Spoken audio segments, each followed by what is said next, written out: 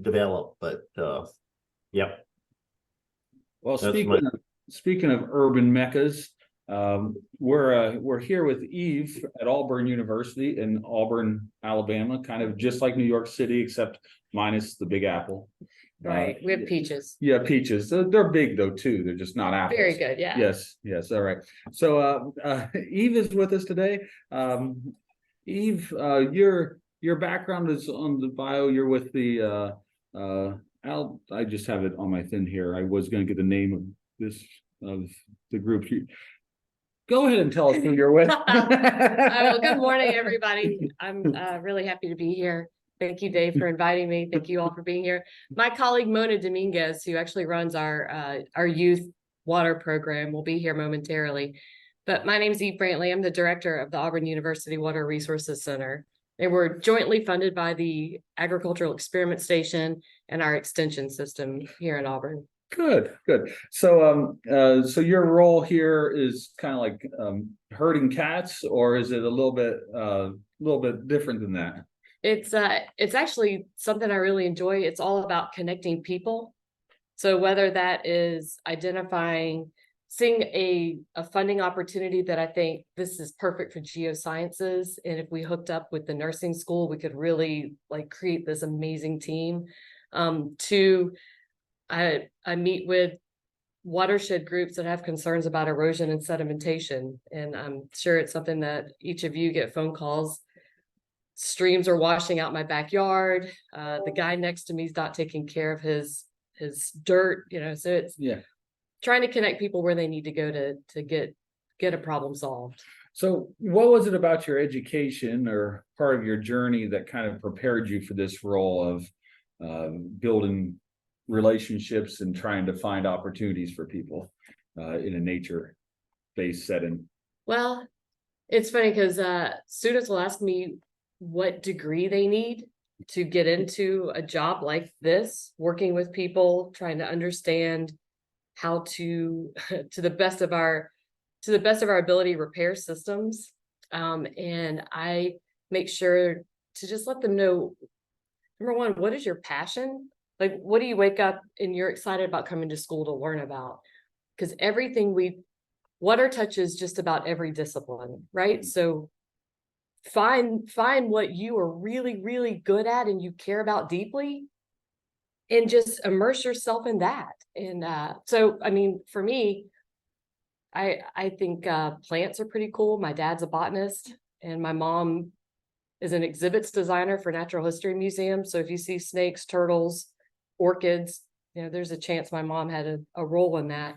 So growing up, I mean, it was everything from when you would take a hike, it wasn't just taking a hike, it was learning that's a white oak, Quercus alba. And I mean, so it's just, I don't know. I've been very fortunate, I think, to have education at like just as a kid, not even knowing I was getting educated, to going into biology and chemistry, and I enjoyed physics.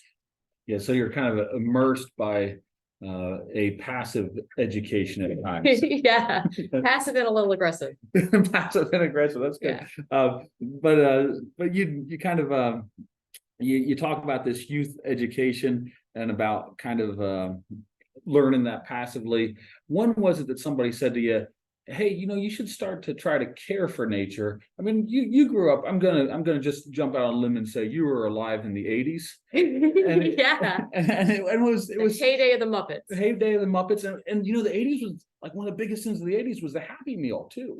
Yeah, it was. Yeah. So like I remember riding down the road with my aunt, and my aunt said, oh, I don't want that in my Monte Carlo, the Happy Meal container. So she just took the Happy Meal container and threw it out the window. Oh, no, sir. So, in the 80s and 70s, there was a little bit different idea of environmental stewardship. When was it that somebody said to you, hey, you need to care for the earth, opposed to just throw trash out the window? Oh, my mom would have probably followed your aunt and given her a stern, hey, that's not how you treat the earth. No, I mean, maybe many of you are like this. From the moment I could talk and walk, I mean, I was 6 years old writing letters to the city council about indiscriminate loss of tree cover. I mean, it was ridiculous. And of course it was my mom helping to, but it was like something she she had a lot of passion in like civic responsibility, making sure that your elected officials understood that there's voices on both sides. So I mean, Yeah, my mom wanted to get a new stop sign in the neighborhood, so she basically wrote a letter and then had me put my signature on it. So it sounds like your mom was using you too. same, very same. Yeah, Uh, but clever. But clever, yes, very useful. It worked. We did get a new stop sign too. When did you first dream that you could have a job playing around in nature? Like, did you ever think, hey, I can have a job where I just play in nature, or were you like, no, I won't get that, or is this just like the leftover job where you're stuck now? No, this is unbelievable. And I mean, I wake up every day thankful. When I worked on the coast of Alabama, my director there said, the further you get in your career, the further away you will get from why you started. And so I see that some days where it's a lot of paperwork, it's a lot of computer time, and I'm sure you all recognize that too. But the days where you do get to go out and play in a creek, it's, you just really appreciate it. Oh, hey, here's Mona. Good. Um, Good morning, Mona. That's all right. Well, we will introduce you shortly. We're making Eve have to talk more, so that's okay. no, it's good. No, like the question, Mona, was when did you realize you could have a job playing in a creek? And it's like, I can't believe every day that this is. We have a seat for you because you came last. You're gonna be smack dab in the center of this. Oh, boy. And for the record, I almost wore my mustard yellow sweater, but I had an idea. Mustard Monday is what we call it, the water center. So you kind of grew up. It was kind of bred into you to care for nature at some 100%, level. yeah. And you did that as a kid. Your mom used you as a kid to try to enforce her Yes. will on others. Yes, Wow, I'm really missing a conversation. they wanted to. So you still like hanging out with kids? Oh, I do. Well, I will tell you, and if anybody out there in Zoom world, you do a Anyone water Zoom festival, and if you do a water festival for 500 kids, you go home that night and you think, okay, I need at least a week before I see To sleep, first of all. Yeah, Just to sleep it off. that there was the former Sea Lab director, George Crozier. I really appreciated his balanced approach to working to transform how people act towards water, which was, you got to work with kids, but you can't wait for them to grow up. You have to also work with the grown-ups.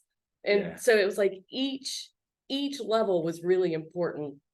But no, kids are fun. And I mean, don't ask a question that you don't want an answer to, and you're not sure what they're going to say.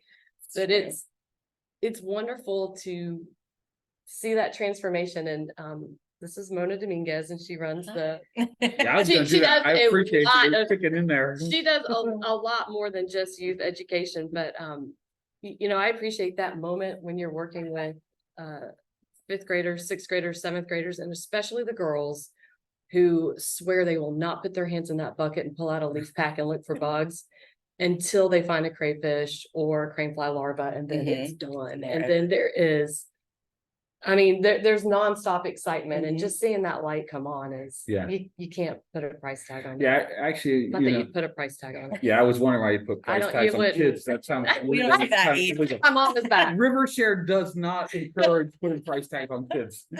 Gee whiz. Gotta watch who we have for guests on here.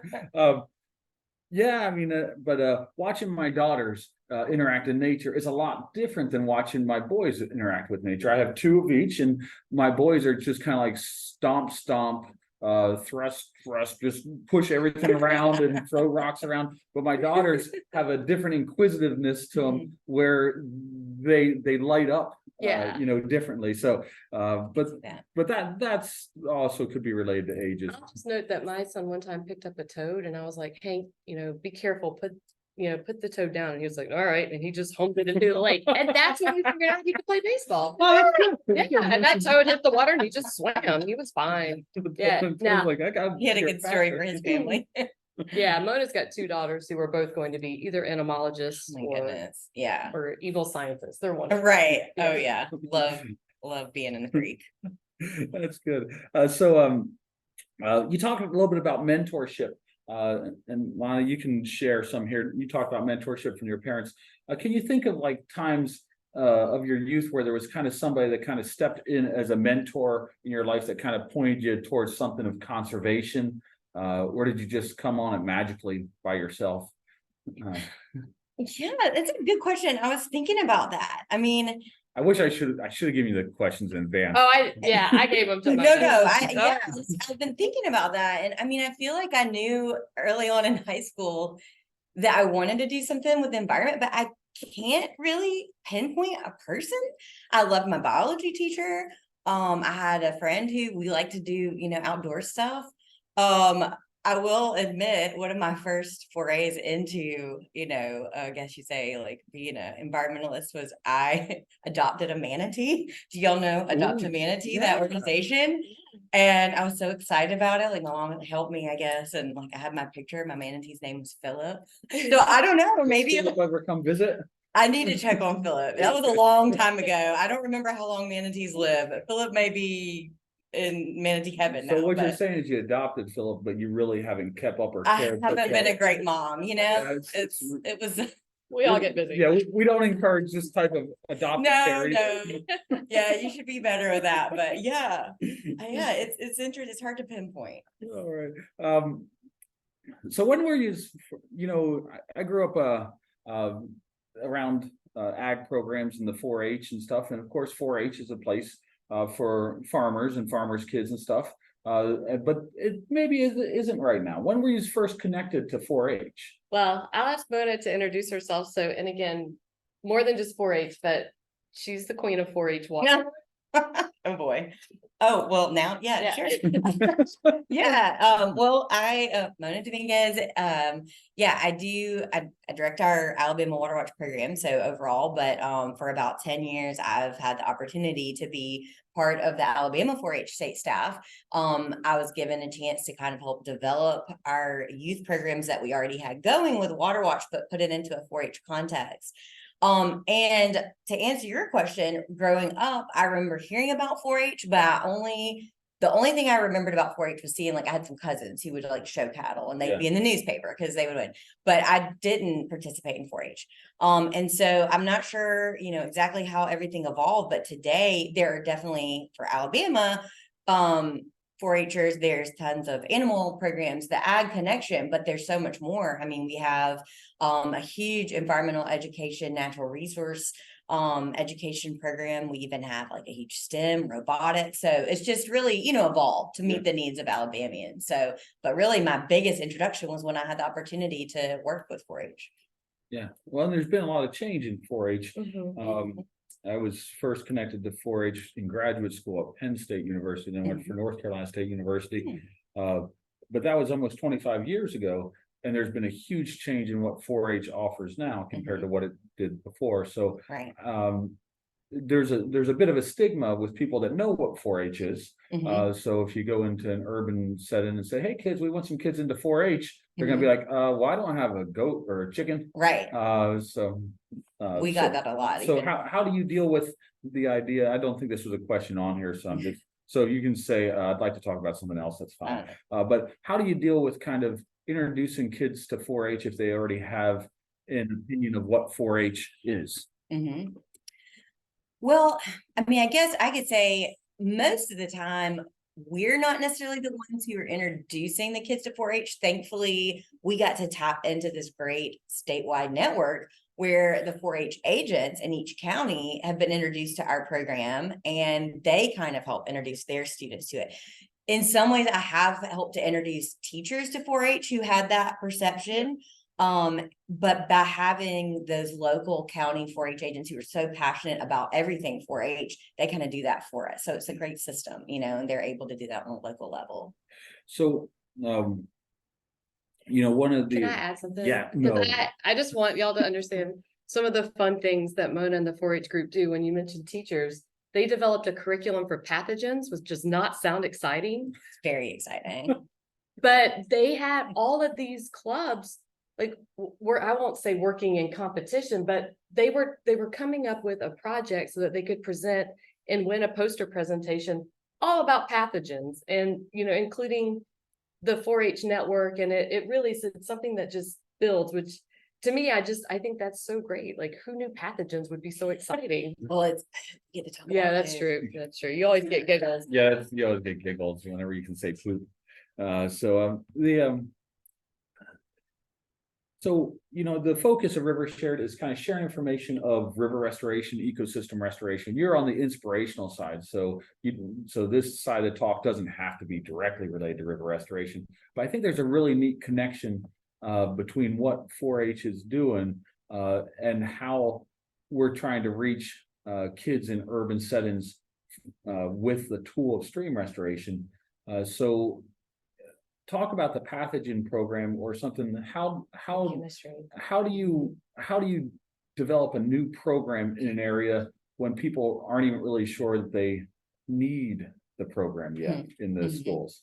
Right. That's a really good. And I'm going to keep on talking just a little bit so you can think about it while, because this wasn't on the list either. So Well, I'll say the first thing is, and you all know this, you need a local champion. You need somebody who knows the community and who is interested in learning more about how they can, as part of the community, can work with somebody external to come in and just be a community partner.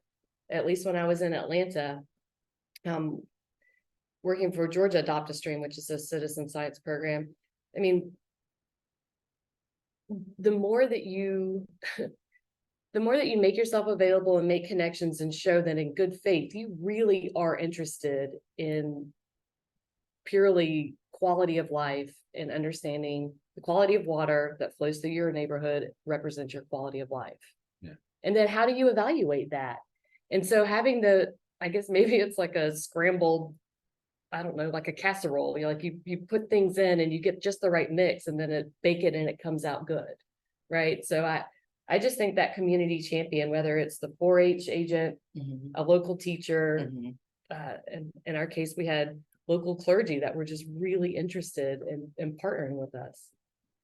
Hey, can I react to Eve? Absolutely. This is Josh Gilman. Yeah. So yeah, you talk about the one pot wonder, which incidentally, we were doing a restoration project recently and we were calling it Stone Soup. I don't know if you remember that story. I know Stone Soup. Yeah, exactly. So I love that analogy. It is get everybody kind of open the door to get the contributions. What's important to you, step up and speak up and, put your chives in the soup or your carrots or whatever. You bring what you have. And what you said earlier, Eve, about the kids, what are you passionate about? And, the what you inferred was do what you love and bring it, because we need everybody, we need everybody and everybody's contribution to make a good project. So just reacting. Yeah, I'm currently reading a book. Congratulations. I know well, let me rephrase this. Sorry. I was driving and I was listening to a book while I was driving and I wasn't reading. It counts. Because it would be bad to be reading while you're driving. Yeah, and it's not that I'm just too lazy to read. So, but I was reading a book called Awe. And the book Awe is a transformative power of the feeling or the emotion of awe. Wonderment of a search for something that's beyond. And one of the comments that Josh talks about is this idea of restoring humans' connection with nature. Yes. And I think of that in the idea of how do we get back to a sense of awe? How do we get back to kind of this restorative idea that, hey, kids, you know what? Yeah, that's nature there, but you're also a part of nature. Yeah. So what's your thoughts on how you have used any kind of opportunities or training to help restore people's thoughts of their connection to nature, opposed to just saying, hey, we're going to go play in nature, or hey, we're going to go control nature? Right. I think that's another hard one, wasn't on there. So my first reaction was to say almost everything we do can kind of do that, because I think it's so rare that everyday people just take the time to go sit at a creek. But when you're going to monitor water or you're, going to pull up invasive species, you're there. And I think, the perspective that I'm coming from with our citizen science program, if you do the program, you're there every month. And so even if you don't go into it with that idea, I think you begin to get to know your spot. And I don't know, I think there's a little bit of that. And then hopefully just by connecting the fact that the way we treat, like you said earlier, the way we treat our environment ultimately affects our quality of life. And that's because we're part of the environment. So Yeah. no. I saw Sergio, who runs our global program, because we also have a global citizen science program. And he just says, we need to change how people act towards water, how they think about water. And that's really what we're trying to do. And I'm sure what all of you are trying to do. And because we all know,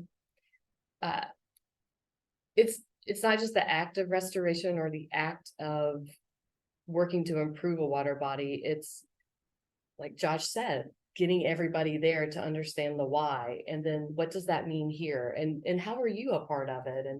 And we work really hard to make sure we don't, just do a drop in and leave. Yeah. Mm-hmm. Yeah, it's kind of one sense that we see as being a big opportunity with some of the future funding in urban environments in particular is there's a lot of money towards the Justice 40 communities, so disadvantaged communities that's coming up, and you say, hey, we're going to spend a whole bunch of money and just give you a watershed restoration. Well, a lot of some folks are going to be like, well, you know what, that's not really important for what we want. Right. We don't want this done to us, Mm-hmm. so it's the idea of how do you help train people. I think that's a good point on allowing people to be a part of it. Mm-hmm. Kind of a change in ethic, if you will. Because everybody's busy. I mean, we see that, not that it used to be easy to get people to come to workshops, but it seems like, and maybe it's just the place in life where we are right now. It's just, people are busy. And so so really building that open door and helping them communicating why this could be important and that we want to hear from them. The to your knowledge, your guys, I shouldn't say that, but because I'm from that part of Pennsylvania, I call everybody guys. Hey guys, hey guys. But to your knowledge, does 4-H have any unique educational curriculum associated with ecosystem restoration or stream restoration? Well, the curriculum we use, we've kind of developed, for, Alabama 4-H, and it's mostly, focused on the monitoring aspect and understanding the water environment. But then of course, the next step when you find an issue is, well, what do you do? How do you restore that? Yeah. So it's a great, I think a foundation, a jumping off point. I'm not, off the top of my head, I don't know of another curriculum that would do exactly that through 4-H, but well, it sounds like a pretty good opportunity for Rivershare to come alongside a 4-H program and help create a curriculum. Yeah. Do you guys bring it into the classroom and inoculate the classroom with the thoughts and ideas and inspire them to come to the workshops there? We do. I feel like as we've built kind of our network of educators and 4-H agents who are able to do that on a local level, we put more of our energy there. But definitely the first few years, oh my goodness, I was in so many classrooms just trying to kind of, encourage these teachers that now can be an example and can tell their other colleagues to do it. So it's kind of been the snowball movement. We still get in the classroom when we can, because we just need to, because the kids inspire me to keep going most of the time. I mean, ultimately, you were asking, about if we get tired of being with kids, no, because they definitely give inspiration of why we're doing. I have a friend who does a growers lab, grow and learn, and he gets the kids and they build boxes and they grow stuff, and then they have a little sale. They have a little farmers market with what they've grown. But it's a great program. But you know what? A lot of teachers, while they're really good at their craft, they've been forced into more administrative roles, where it's nice if somebody can just bring in on, here's the program, we got it all figured out. They want to do that, but they're busy kind of administering students. So that's why I was asking if you guys brought it into the classroom. And that's where a lot of times these 4-H agents do that for us. So they will, take our curriculum and, and either maybe it's just taking a couple of lessons from what we do and adding it in because they have in-school clubs. So a lot of kids who wouldn't get to participate in an after-school club because maybe they don't have transportation, they get to do that during their day. And then the teachers, like you said, they get to have this, but it's not all on them. And so that's a really great way that a lot of kids, and it really kind of helps it to be a little more equitable throughout the state too. And then you also work with the aquaponics. I know you're a stackable credential. Oh yeah, with the aquaculture with teachers. Yes. And this is the extent of my knowledge on stackable credentials, but you are part of the Department of Education. Yeah, our Alabama Department of Education recognizes certain organizations that provide like training or curriculum that can kind of start to prepare kids that are in a career tech program through the Alabama. So they're doing like ag, aquaculture, there's some environmental management classes, but basically they recognize that if like our teachers are using our curriculum, that can count towards what they're asked to get for their students, the type of programming. So that helps too. The teacher, I will add that anytime we correlate all of our curriculum to the course of study, and that's a huge selling point because then some of those teachers who really want to do that extra stuff, but they have to show to their administrators like this is meeting our course of study, so we can do it. Yeah, one of the things we have a desire for with River Shared is to come alongside of some non-school organizations, create training opportunities for them to use space that they have available. So for example, we're talking to some guys in Scotland on the idea of how to do stream restoration to kids and talk to them about what it looks like to restore streams, because there's a big initiative right now in the restoration of streams, but use the space that's available. And a lot of the space that's available over there is the Church of England space because nobody goes there. It's just a museum, it's just a library, and a lot of people that are working on them right now that are the pastors there are also they're called a rector, which means you're somewhere between a janitor, a maintenance man, a curator, and you're just everything. So one of the things that I see is in some communities, for example, one that I have an excitement and kind of my heart is a little bit broken for right now is Pritchard, Alabama. And the idea of coming up with summer youth programs locally to allow the kids to have a place to go, learn about creeks, learn about other environmental things that kind of helps with some meaningful ideas of how to care for kids during the days in the summer too. So awesome. I think the neat thing about 4-H is that 4-H has a big components for things that aren't just in school. So it's something that could be easily applied, whereas if a civic group wanted to be involved with a 4-H program, they could sponsor a 4-H program. If a homeschool group wanted to do a 4-H program, they can be involved with 4-H too. Exactly. All right, so we're just about to the end of our time, so I'm gonna have to I have two more questions. So where do you see kind of do you kind of have we think there's real value in using the tool of stream restoration to get people reconnected to nature and the restorative idea of folks being connected to nature, as well as the ecological idea of nature having opportunities to restore itself by giving it space.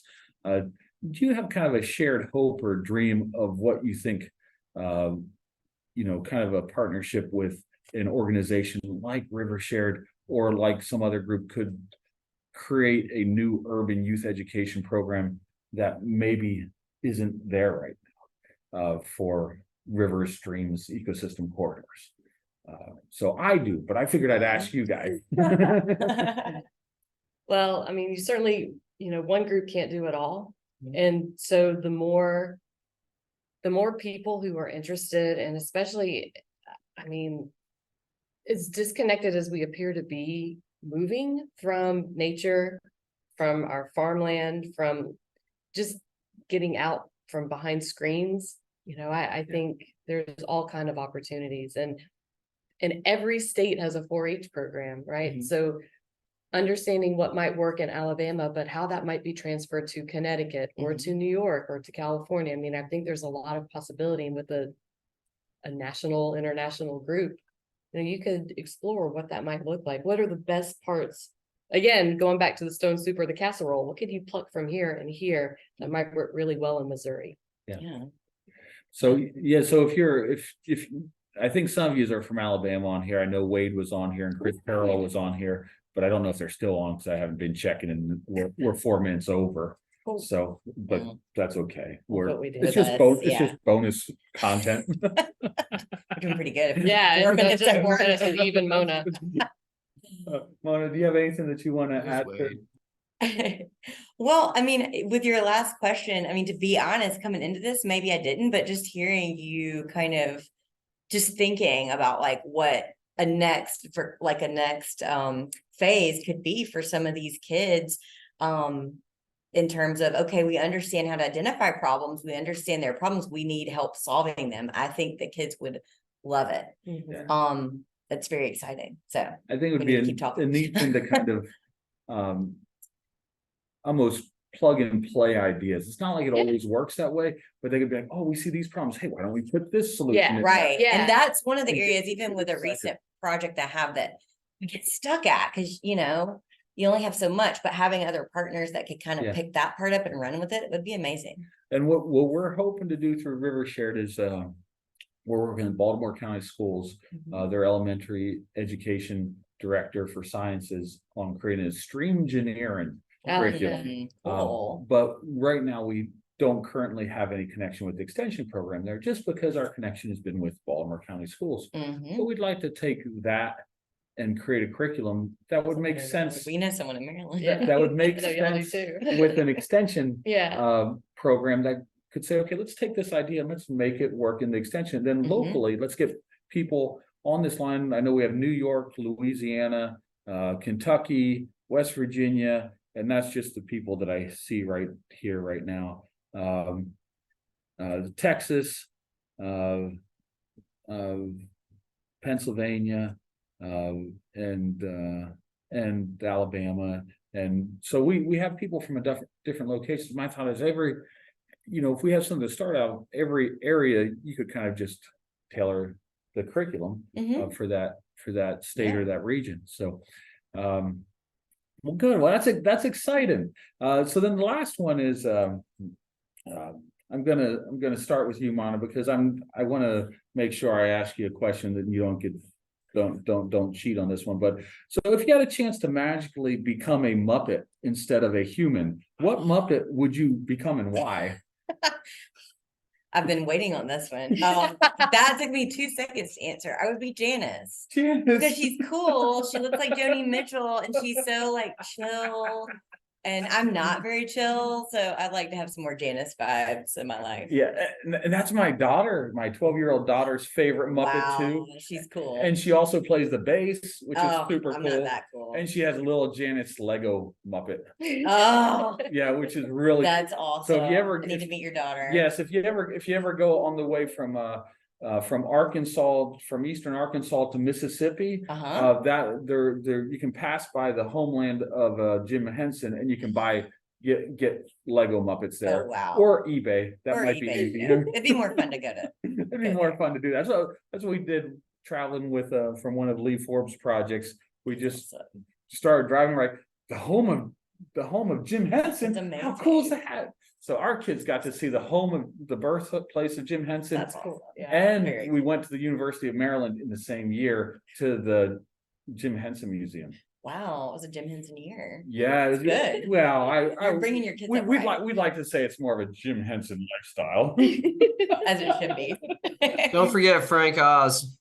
Right, and Frank Oz, yeah, yes, yeah. that's very good. Yeah, Standing up for Frank. Stand up for him. I appreciate that, Josh. I don't know where Frank Oz's boyhood home is though, but if you find that out, maybe next year we'll get there.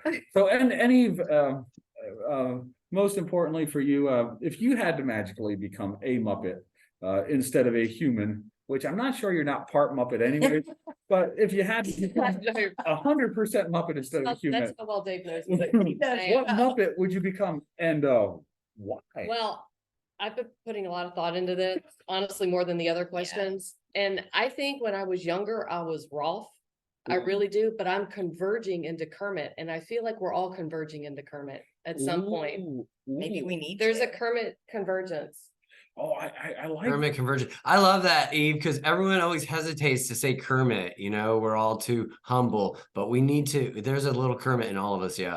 Yeah, and I think That's the neat. older you get, the more you're like, we really need Kermit. Well, I mean, He's the glue. yeah, I mean, he's silly, because he gets real excited, but yeah, he's got to be in charge of all that mania. All that. So so you're saying you're becoming a little Kermit. yeah, Well, We're your Muppets. The Yeah. ones you're Muppets. You gotta keep it together. Yeah. Well, I like that. Yeah. They got the Statlers coming at us all over the place. Yeah, Waldorf is coming. Yeah, for You need a sure. Kermit. I was gonna say this to sound smart. I was reading C.S. Lewis's Mere Christianity last night. I was just listening to that one too. I was gonna ask. It counts. Yeah, It yeah, counts. it counts. So it makes me sound smart. But it was talking about the idea that your whole goal in life is to become a little Christ to somebody else. But the whole goal here is to become a little Muppet in a nature-based solution ecosystem restoration world to everybody else. Yeah, I The really want to original stay. green. I really wanted to stay Rolf, but I'm becoming Kermit. Oh, I like Yeah. that. Yeah, and that's good. So so I think for this week, guys, there you go. Frank Oz characters have been Miss Piggy. Yeah, I know Sam Eagle, Muppet Shows, and he was also Sam the Eagle. Sam Eagle. I love him. Yeah, that's good. That's a good list there, Josh. If you happen to go to some of the other characters of Frank Oz, he was also in the Blues Brothers. Oh. So Which super one was he cool. in the Blues Brothers? Um, That's my favorite. Yeah, I'll give you a link to kind of where he was actually at. He kind of did some of the planning for it and then ended up showing up in the credits somewhere. So Frank Oz is actually in the Blues Brothers. That's awesome. That's awesome. But yeah, super cool. But anyways, well, this week, guys, have a great week. And anything else? Josh, if you want to hook up with Mona, our citizen science program is more than 30 years old. I will brag about it, but I'll just stop and say anybody. Yeah, let's stay on the line here so you can I'll answer that. reach out.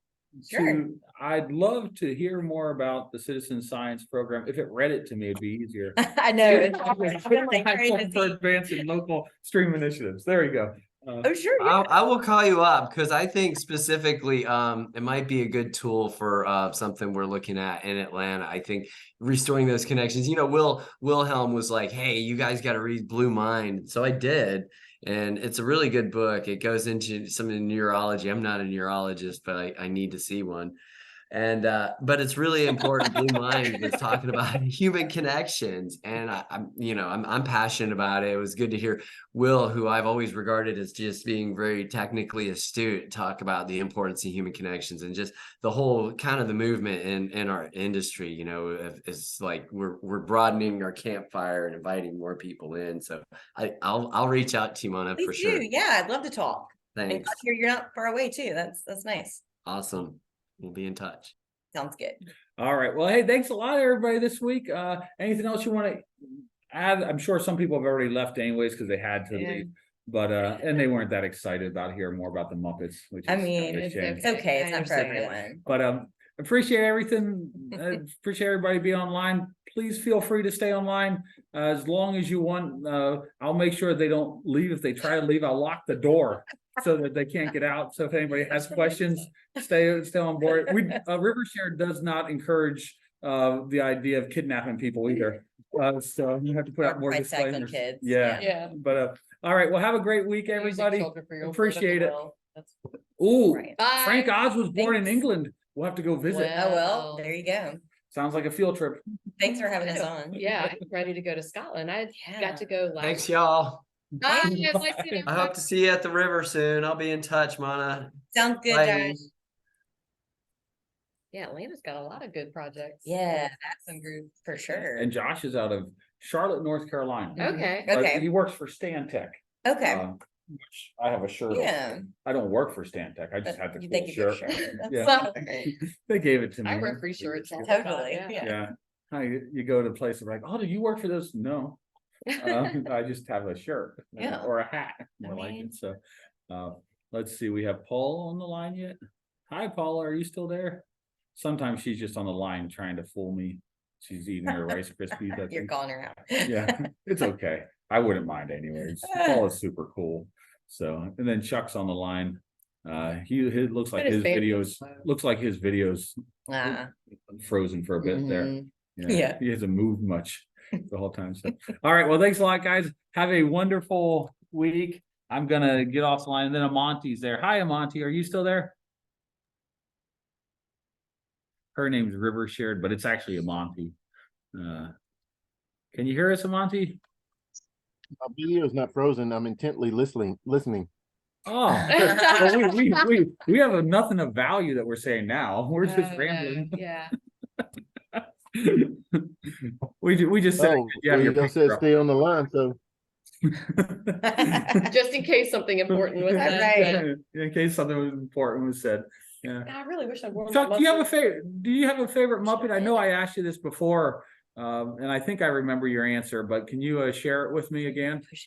No, it's okay. This is I don't know if I do really. No. Okay. I'll just say that it would have to be. I'll go with animal. Oh, yeah, okay, good, that's a yeah. good one. I can He's such a good appreciate that one. Yeah. Amonte, you don't have a favorite Muppet yet, do you?